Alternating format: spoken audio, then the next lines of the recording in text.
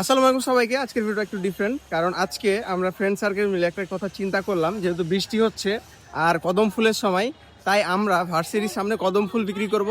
বিষয়টা অনেক ইন্টারেস্টিং, অনেক মজাদার। আমার অনেক লজ্জা করছে, তাও কিছু করার নাই। যেহেতু আমার 4টা বন্ধু মিলে আমরা রাজি হয়েছি, সো এখন দেখা যাক। আমরা এখন কদম ফুল পাড়তে যাব, তারপরে ভার্সিটির সামনে, এই যে বরেন্দ্র ইউনিভার্সিটি, এটার সামনে আমরা বিক্রি করব।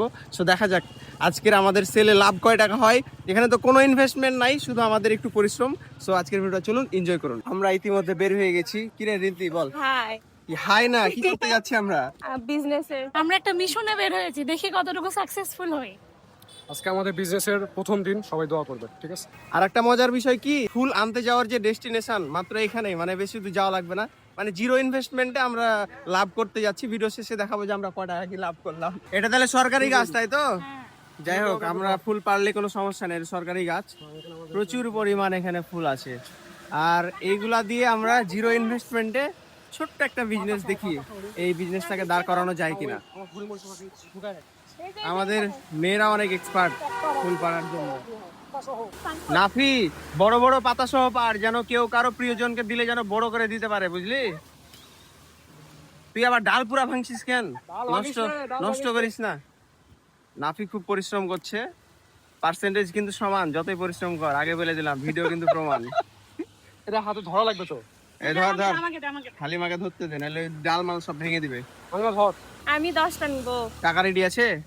এটা তো আমার পার্সোনাল বিজনেস না। ওমা, পার্সোনাল বিজনেস বলছে কেন নাফি? পার্সোনাল বিজনেস না বলছে। ও আচ্ছা, মানে তুই কি বিজনেসের বাইরে? হ্যাঁ হ্যাঁ, না, এই ওকে লাভ দিবি না, ওই বাদ। শাবাশ নাফি হেভি পরিশ্রম করছে। মাগের বাচ্চা, বাহ, সেরা। তোর গার্লফ্রেন্ড তো খুশি হয়ে যাবে রে। আরেকটু ইয়ে থেকে নিতে হবে। বাহ বাহ বাহ বাহ বাহ, সেই বাহ। সবগুলা 10 টাকা পিস। থেকে নে। এই ভিডিও দেখে অনেকেই যদি বলে, অনেকেই হয়তো ভুল ধরতে পারে, তাই আমরা আগে থেকে আইডিয়া করছিলাম। কিন্তু আমি জানি, বা আমরা জানি যে এটা যেহেতু সরকারি গাছ, কোনো প্রবলেম নেই। ও বাপ, এই মুহূর্তে তুই শিখতে আমি ছিড়বো? আমার দেখি।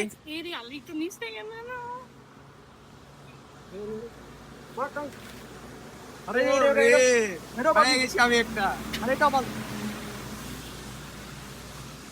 আমাদের ছেলেরা কত পরিশ্রমী।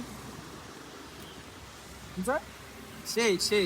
আরে সামনে নাকি আরো গাছ আছে, চল না, এগুলাকে বিক্রি করতে লাগবে। এটা হচ্ছে আরেকটা কদম ফুলের গাছ।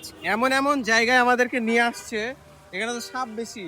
10 টাকা লাভ করতে যেয়ে তো সাপেই কেটে দিবে। হ্যাঁ,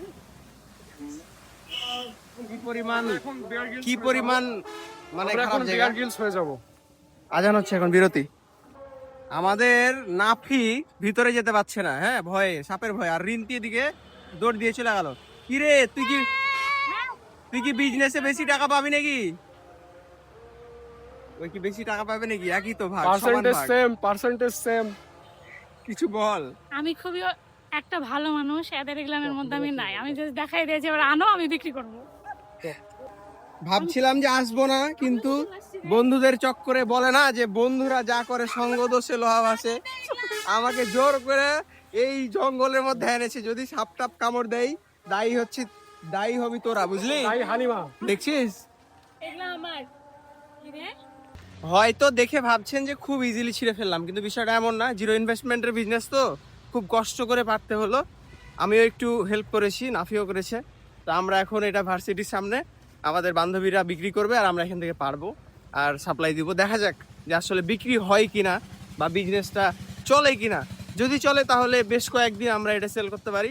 সো ভিডিওটা এনজয় করুন। আমাদের এই বিজনেসের থিওরিটা মজার ছলে হলেও আমি কল্পনাও করিনি যে এত পরিমাণ মানুষ লাইন ধরে এভাবে ফুল কিনবে। প্রকৃতিতে তৈরি হয় এই কদম ফুল যে মানুষ এত পরিমাণ পছন্দ করে, যেটা আমাদের কারো কল্পনাই ছিল না। বাহ, আমাদের ফুল বিক্রি শুরু হয়ে গেছে। বরেন্দ্র ইউনিভার্সিটির সামনে এভাবে ফুল দেখে সবাই এখন জানে যে আমাদের এখানে কদম ফুল পাওয়া যায়। এই জিনিসটা অনেক মজার।